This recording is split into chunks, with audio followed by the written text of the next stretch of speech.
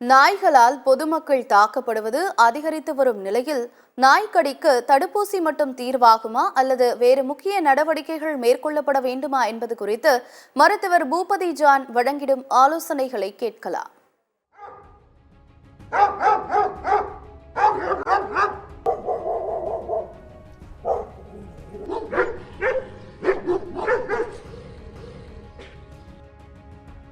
கடந்த 2020 முதல் 21ஆம் ஆண்டு கொரோனா ஊரடங்கிற்கு பின்னர் தெரு நாய்களின் எண்ணிக்கை பன்மடங்கு அதிகரித்துள்ளதாக புள்ளி விவரங்கள் தெரிவிக்கின்றன.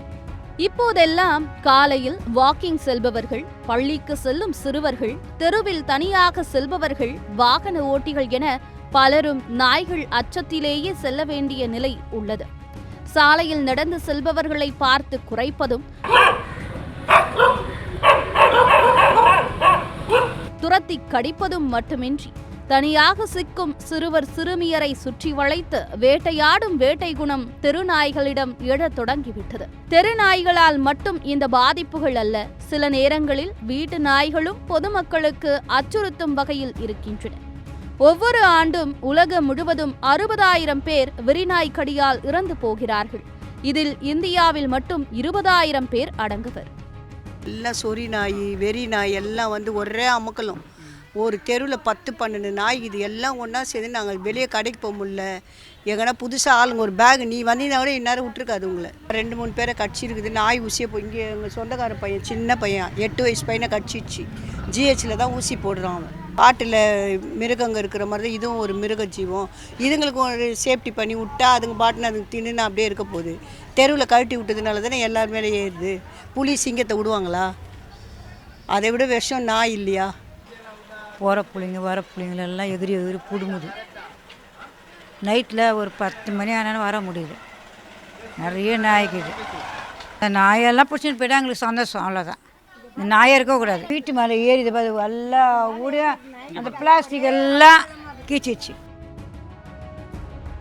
உலக அளவில் ராபிஸ் நோயால் பாதிக்கப்படுவதால் ஏற்படும் இறப்புகள் 36% இந்தியாவில்தான் பதிவாகியுள்ளதாக உலக சுகாதார நிறுவனம் கூறுகிறது.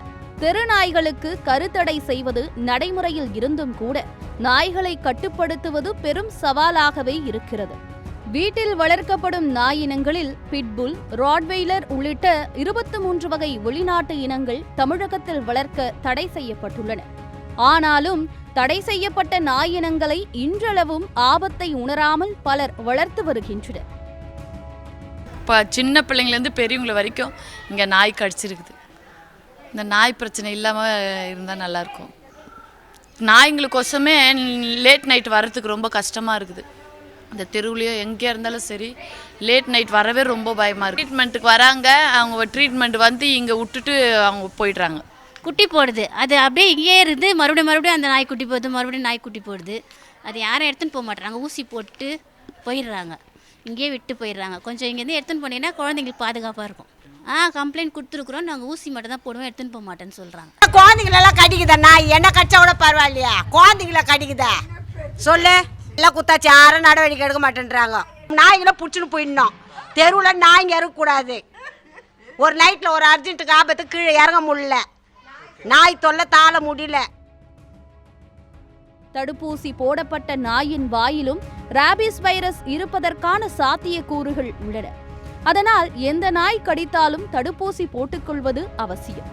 தடுப்பூசி போடுவது மட்டுமில்லாமல் அதற்கான தொடர் சிகிச்சையை எடுத்துக்கொள்வது மிக மிக அவசியம் என மருத்துவர்கள் எச்சரிக்கின்றனர். முதலில் நாய் கடித்த இடத்தை குழாயிலிருந்து வேகமாக வெளியேறும் தண்ணீரில் நன்றாக 15 நிமிடம் வரையில் கழுவ வேண்டும் எனவும், நாய் கடித்த பின் கண்டிப்பாக 5 ஊசிகள் போட வேண்டும் எனவும், முகத்துக்கு அருகில் கடித்துள்ளது என்றால் குறிப்பிட்ட தடுப்பூசியை காயத்தை சுற்றிலும் போடுவது அவசியம் எனவும் மருத்துவர்கள் அறிவுறுத்துகின்றனர்.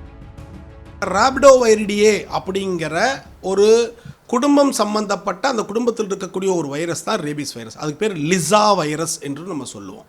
இதில் என்ன ஒரு சிக்கல் அப்படின்னா, மற்ற வைரஸ் நோயை விட இந்த வைரஸ் நோய் ரொம்ப ஆபத்தானது. ஏன் அப்படின்னா, இந்த ரேபிஸ் என்கிற வைரஸ் நோய் ஒரு மனிதனுக்கு வந்துவிட்டால் 100க்கு 100% இறப்பு வந்துவிடும். அதாவது பச்சையாக சொல்லப்போனால் செத்து போயிடுவாங்க. 100% செத்து போயிடுவாங்க.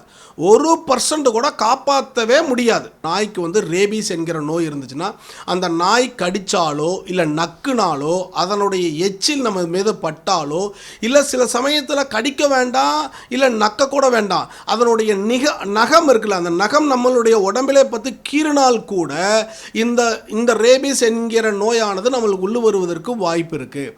அந்த கடித்த இடத்த நல்ல ஓடுற டேப் தண்ணி, நல்லா சொடன்னு ஊற்றக்கூடிய டேப்பில் இருந்த தண்ணி நல்ல டேப்பில் காமிட்டு ஒரு 10 நிமிடத்திலிருந்து ஒரு 1/4 மணி நேரத்திற்கு மேலே சுத்தமாக கழுவிக்கிட்டே இருக்கணும். தண்ணியில் சோப்பு போட்டு நல்லா சுத்தமாக கழுவணும். கழுவி முடித்த பிறகு குறிப்பாக என்ன பண்ணால் முன்னே மருத்துவரை அணுகணும். அதற்கு பிறகு நீங்கள் என்ன செய்யணும் அப்படின்னா மருத்துவரை அணுகி இதற்கு தேவையான தடுப்பூசி, நாய் தடுப்பூசியை உடனே போட்டுக்கணும். விலங்குகள் வதை தடுப்புச் சட்டத்தில் குறிப்பிடப்பட்டுள்ள உரிமையாளர்களின் கடமைகளிலிருந்து உரிமையாளர்கள் தவறுவதால்தான் இதுபோன்று அசம்பாவிதங்கள் நடைபெறுகின்றன. வளர்ப்பு நாய்களுக்கு கட்டாய உரிமம், தெருநாய்கள் கணக்கெடுப்பு, தெருநாய்களுக்கு கருத்தடை செய்வது உள்ளிட்ட பல்வேறு தீவிர நடவடிக்கைகள் தொடர்ந்து மேற்கொள்ளப்பட்டு வருவதாக மாநகராட்சி அதிகாரிகள் தரப்பில் தெரிவிக்கப்படுகிறது. தெருநாய்களில் எது வெறி நாய், சாதாரண நாய் என கணிக்க முடியாத நிலை உள்ளதால் எப்போதும் ஜாக்கிரதையாக இருக்க வேண்டும். ஒருவேளை நாய் கடித்துவிட்டால் அதற்கான முதலுதவி, தடுப்பூசிகள் குறித்து விழிப்புணர்வு அவசியம். இது வந்து நாய்களுடைய பிரச்சனையே கிடையாது. அப்போ இது சமூகம் சார்ந்த பிரச்சனை. இந்த சமூகம் நாய்களை எப்படி பார்க்கறது அப்படிங்கிறதா முக்கியம். அப்போ நாய்களை நம்ம வந்து என்ன பண்ணணும், சரியானபடி அதை வந்து முறையாக வந்து கணக்கெடுக்கணும். 2வது நாய்களுக்கு கருத்தடைகள் பண்ணணும். 2வது வீடுகளில் நாய்களை வளர்த்துகிறவர்கள் வந்து சரியானபடி அவர்களை வந்து தடுப்பூசி போட்டு சரியானபடி பராமரிக்கணும். நாய்களினுடைய கணக்குகள் கரெக்டாக இருக்கணும்.